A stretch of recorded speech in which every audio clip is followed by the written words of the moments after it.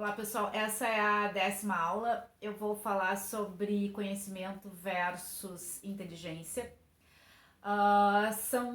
Vou falar de 5 visões de inteligência, que são essas pesquisadas nos últimos anos da pesquisa cognitiva relacionada a esse assunto. Porque muito comumente a gente confunde, né? Aquele que tem conhecimento é mais inteligente.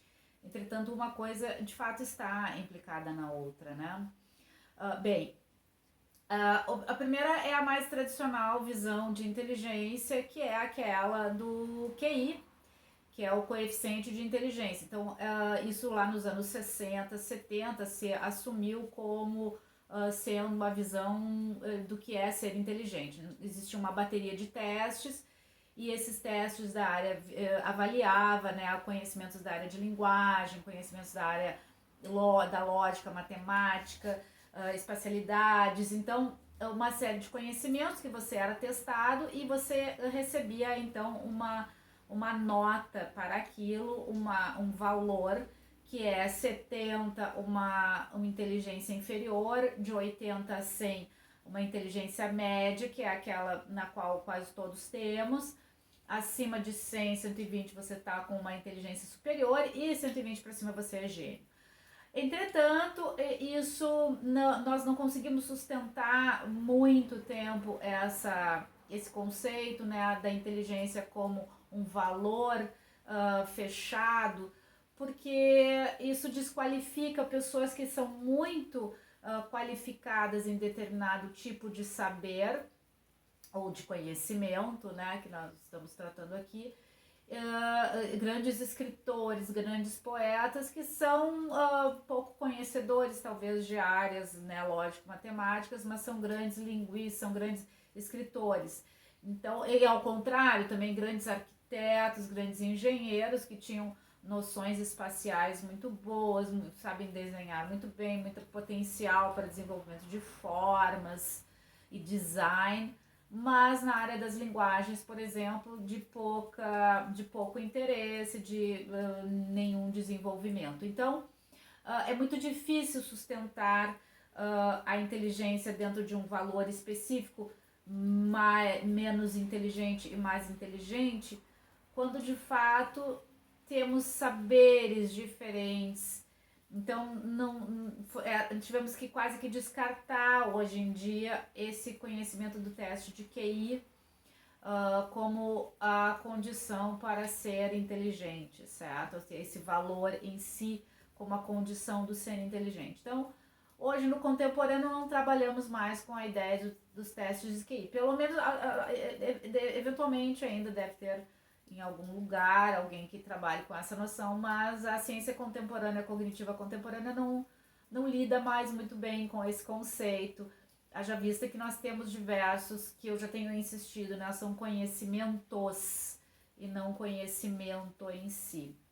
Então, a partir dos anos 80, quando Howard Gardner surge com a teoria das inteligências múltiplas, cada vez mais se fortalece essa ideia de que temos vários conhecimentos e vários tipos de inteligência. Então você tem a inteligência intrapessoal, que é uma inteligência para quem é mais voltado para si mesmo, aqueles intelectuais, por exemplo, pessoas estudiosas que se dedicam à pesquisa, é um talento inato para isso.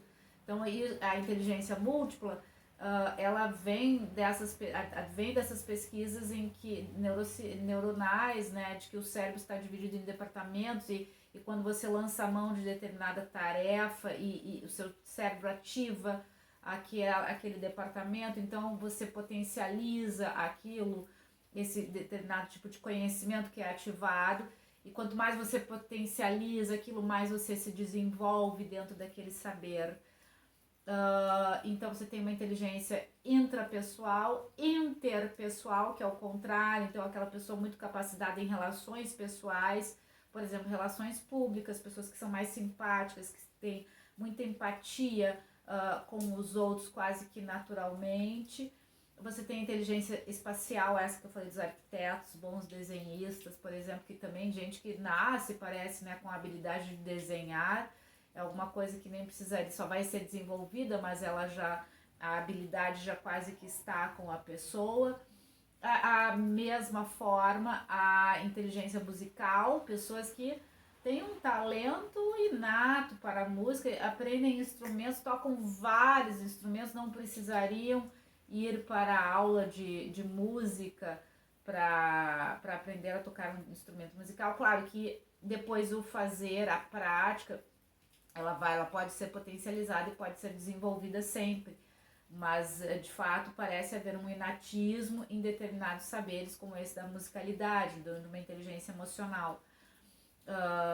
Ao mesmo tempo, também temos a inteligência linguística, né? Bons escritores, poetas, né? Linguistas, pessoas que têm muita facilidade para aprender línguas estrangeiras, várias línguas estrangeiras, e outras que custam, é muito custoso aprender uma língua estrangeira, principalmente depois de certa idade. Então, o Garner difere, para eles são 7 tipos de inteligência inicialmente. A última inteligência, ele ainda está pesquisando esse assunto, e a última que ele desenvolve a partir dos anos 2000, ele chama de inteligência espiritual, que ela é do nível do transcendente. Então, pessoas que são muito altruístas, por exemplo, padres, freiras religiosos, de uma maneira geral, são pessoas que parecem ter um talento e gostam muito do potencial natural para ajudar os outros, para serem, potencializarem e utilizarem a sua generosidade como doação ao mundo.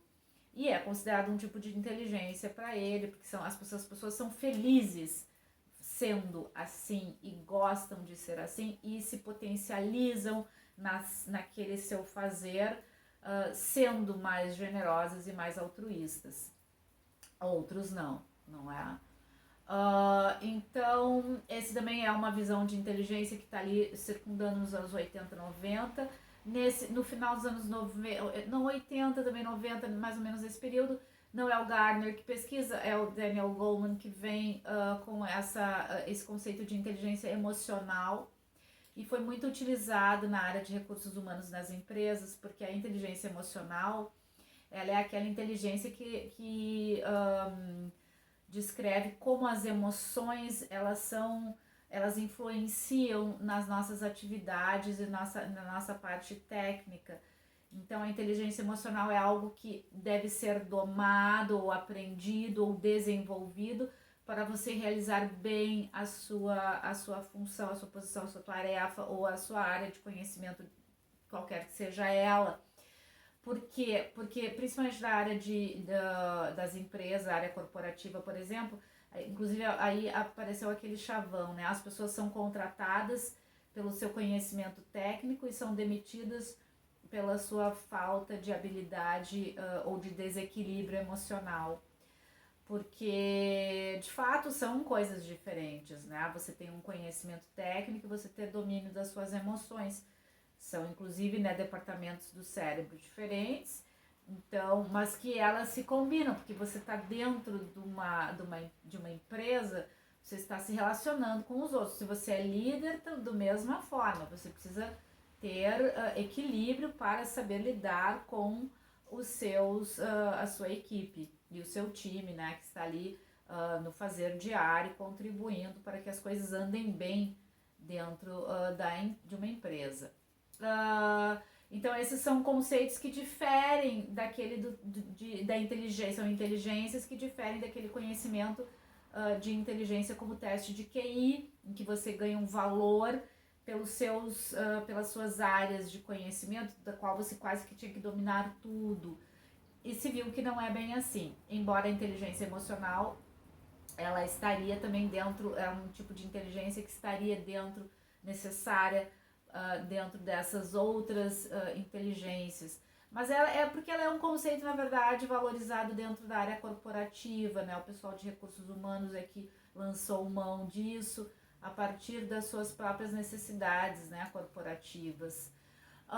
E a gente tem uma visão mais contemporânea hoje de inteligência, que ela é muito mais ecumênica, no sentido de que ela é uma visão que acolhe também vários tipos de conhecimentos, que é A inteligência é uma capacidade de resolução de problemas. Então, qualquer tipo de problema que se apresente para você, seja qualquer a sua área de saber, a sua área técnica, a sua área de saber, você é capaz de resolver os seus problemas. Então, se você resolve os seus problemas com mais facilidade, a sua inteligência é essa.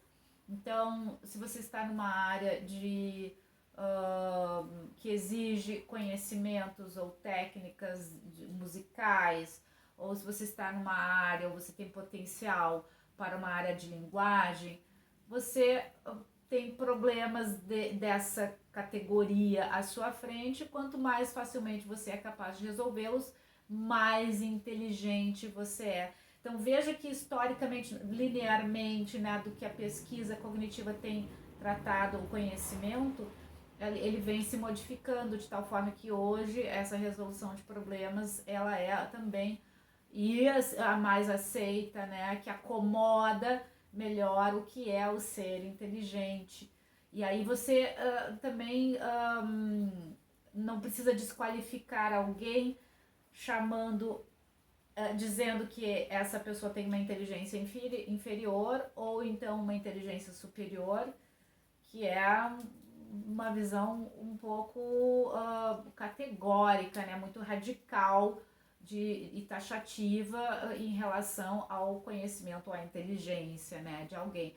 No momento que temos uma visão, né, que acomoda o ser inteligente como aquele que resolve os seus problemas, muito mais humanista é essa visão. Nós temos também ultimamente uma discussão, na verdade não é ultimamente, ela data ali quando tem o boom da internet, né, principalmente nos anos 2000, quando a internet realmente entra em cena massivamente, né, dentro das nossas casas, que é o conceito de tecnologia da inteligência. Então a internet, o Pierre Levy, né, um pesquisador francês, ele desenvolve a teoria das inteligências, das tecnologias da inteligência, no sentido de que a internet seria uma tecnologia de inteligência, porque as tecnologias elas potencializariam a nossa inteligência. Então nós temos a internet nos potencializando, nós temos, por exemplo, um HD externo que potencializaria a nossa memória, que seria uma memória externa, ou seja, são aplicativos que nos facilitam a vida porque vão potencializar a nossa inteligência. Então eu tenho um aplicativo que me ajuda na área, eu corro, então o meu aplicativo vai me potencializar, porque vai fazer certos cálculos que eu preciso para me potencializar na corrida. Assim como eu vou ter vejo no Google Tradutor uma potência para me ajudar como tradutora.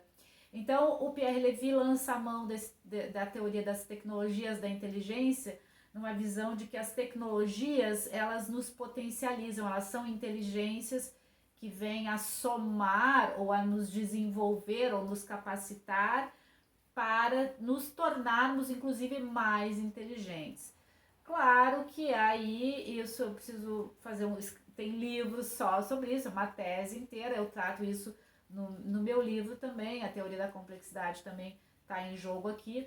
Inclusive no filme, né, do Kubrick, essa visão é uma visão um pouco mecanicista, né, de inteligência, porque ela lança a mão da inteligência como algum artefato externo, uma tecnologia que nos potencializou ao longo da história, potencializou a nossa inteligência ao longo da história.